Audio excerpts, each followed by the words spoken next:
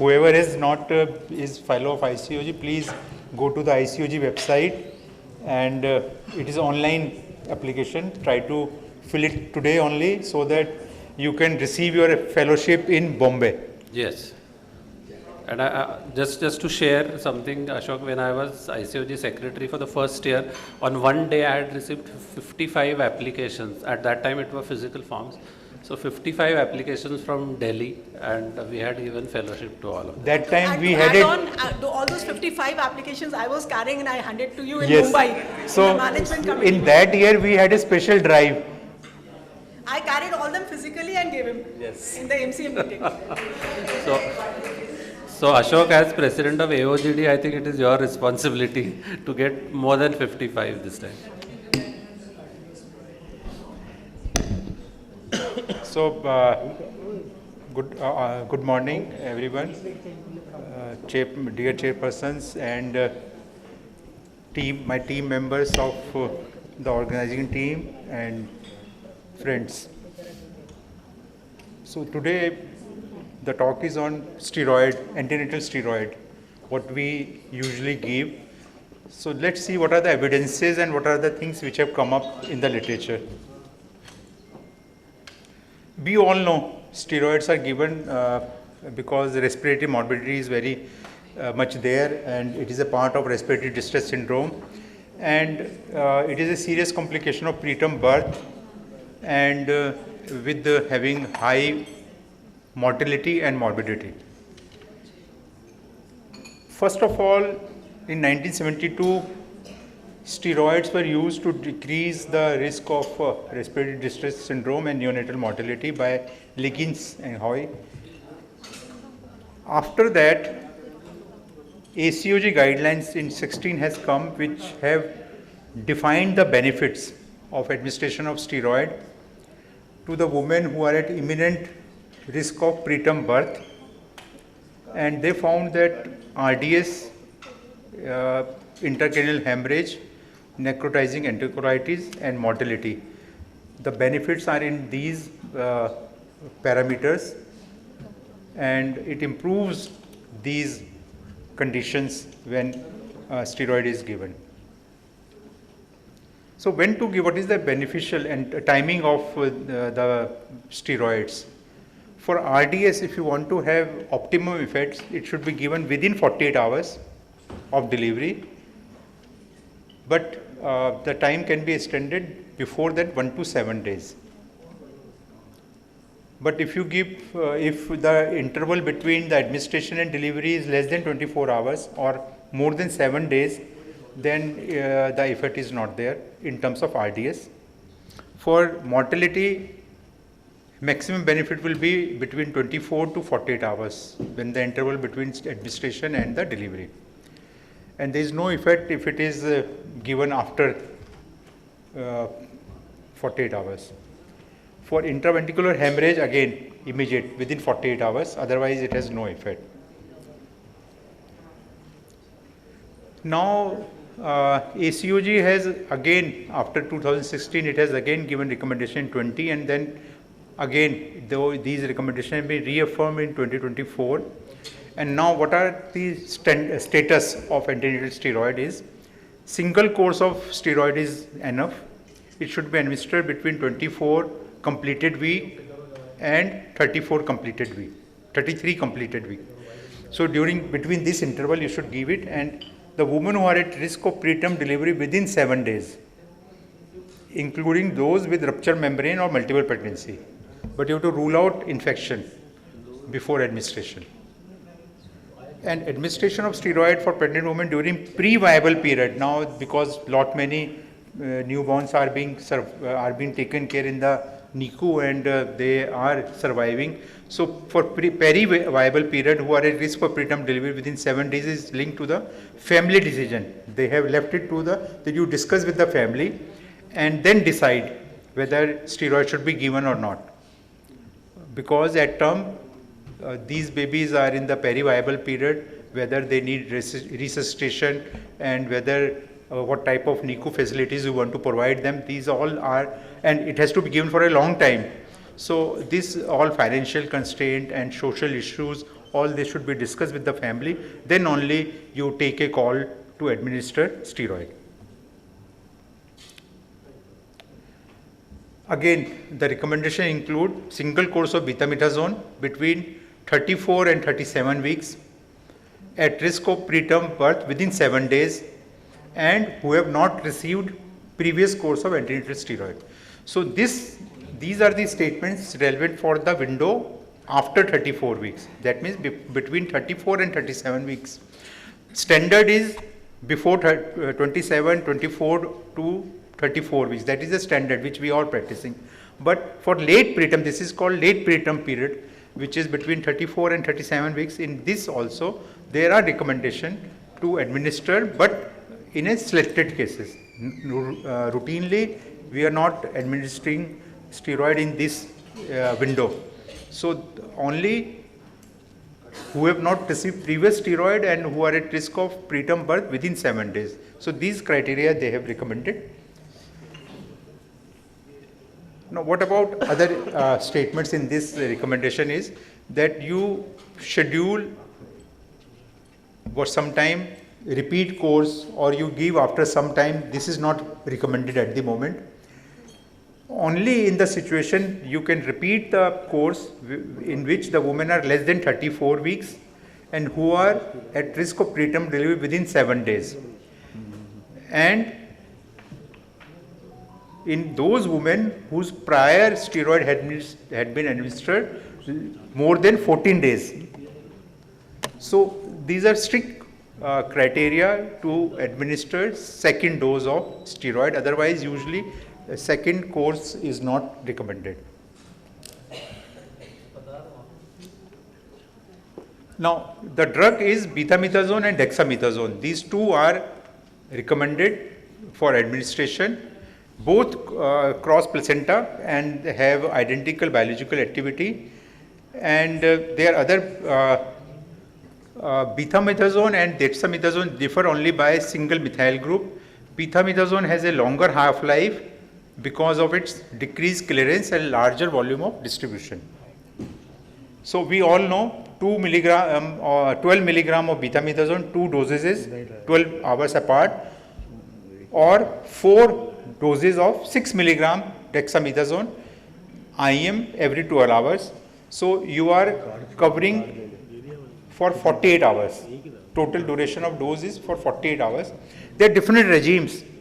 In ACOG, this is the regime recommended, but there are different regime as per and different setup, and different center are using different regime. Different bodies have recommended different regimes.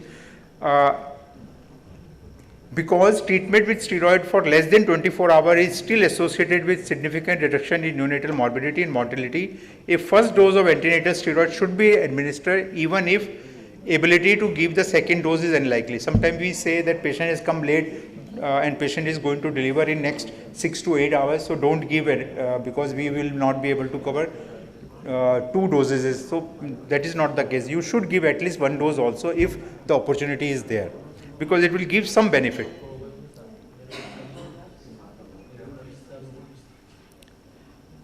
So benefit of corticosteroid administration greatest at 2 to 7 days after the initial dose. So 48 hours to within 7 days. So that is why if you have taken note of that these recommendation always saying within 7 days. 7 days is the cutoff, because that is the period up to which the maximum effect will be there. Then there are other guidelines also. RCOG also have advocated the same thing. But whenever we are giving steroid, we should be concerned about the long-term outcome risk and additional consideration. This has been there in the literature, and people are worried about these side effects. They have potential adverse effect on neurodevelopmental outcome of the newborn, or as well as in the later life in the childhood. So these are studies available from the animal data on multiple course of corticosteroid. Then there are evidence about development of cerebral palsy also. So they are concerned that steroid is not safe. Then this is the latest meta-analysis. Numerous studies have shown no evidence of long-term harm. and in fact shows improved survival and neurodevelopmental outcome with long-term pulmonary and other benefits after the administration of steroid. But the points in favor, the bodies which they prefer steroid or they recommend steroid, they always weigh the benefits of antenatal steroid to the newborn in terms of prevention of respiratory or pulmonary benefits. So they say the benefits are more. So probably sometime they are not, and the evidences are not so strong about these side effects or adverse effects. So probably at the moment, most of the recommendations are in favor of administration of steroids because the benefits are very much more in favor of steroid. So optimal effect in terms of fetal lung maturity are there after 24 hours after the last dose, and they last for 7 days after the course and continue to sustain till at least 14 days. So what happens when you give steroid? The transient rise in platelet and WBC count for 72 hours. That is why we always take care that there should not be any infection when we administer steroid. Close glycemic monitoring during 3 days after steroid administration is recommended. That is why we take care when we administer steroid for preterm birth in a patient of diabetes or gestational diabetes, because during that period your blood sugar value may go haywire. So it is important to monitor the blood sugar values, and if needed additional dose of insulin is required, it should be given. In the fetus, the transient reduction in fetal breathing and body movements may occur for 48 to 72 hours. So during this period, if you are monitoring the baby, you should be very careful, because you may find some of the fetal bradycardia or late deceleration. So you should be taking action, keeping in mind that steroids are also had been administered simultaneously, and there might be alteration in the biophysical profile. So now the question is which one to be given, dexamethasone or betamethasone? Efficacy wise, both are equal and both are acceptable. For RDS, betamethasone has been shown to have more benefits. So most of the guideline recommends betamethasone. For mortality, equally, dexamethasone and betamethasone both are equally effective. And with betamethasone, there are less adverse neurological outcome in the childhood after 18 to 22 months of exposure, and there is a decreased risk of periventricular leukomalacia in premature infants. So betamethasone has definitely some advantages, but both are equally acceptable. Then there are some trials in the literature which are again in the benefits of betamethasone, decreased incidence of intraventricular hemorrhage, but dexamethasone have some benefits compared to betamethasone, and obviously betamethasone has been associated with reduced NICU stay also. But data is not very strong to decide on these lines which one is better. For safety wise, both are safe, both are equally acceptable. There is slight increased risk of sepsis with dexamethasone, especially when we are giving with the oral route. So, but basically in this situation, we are always giving by IM route. Availability now, that is the most important concern for us. Both are acceptable, but betamethasone sodium phosphate is available in India, but betamethasone acetate is recommended for fetal indication, which is not available in India. So we don't have the option. We have only available drug is the dexamethasone. So if you have betamethasone acetate, then it should be administered. Cost wise, both are dexamethasone, as you know, this is less expensive, and these are the ampule which are there. And just few lines about the late preterm birth, that it should be now the trials are going on, that where they recommend that in the low resource setting, obviously giving dexamethasone in late preterm babies is beneficial, and we are waiting for the trial where Safdarjung is also a part of this trial, and probably the final results will throw some more light on this expect WHO Action 2 trial. It has been seen that by giving steroid, obviously they benefit newborn, and we are waiting for the studies and the result. But up till now, it has been recommended that in the low resource setting, probably late preterm steroid administration will benefit our newborns. Another important thing is overuse of steroid, which is very important.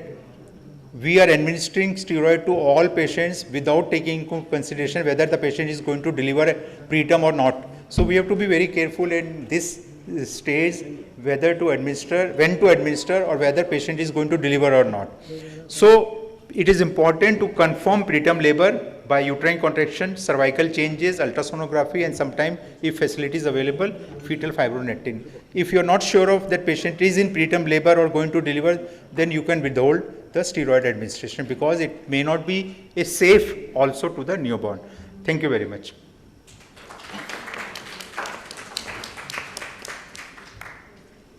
I had a patient who was a primary, 37 years old, booked patient though.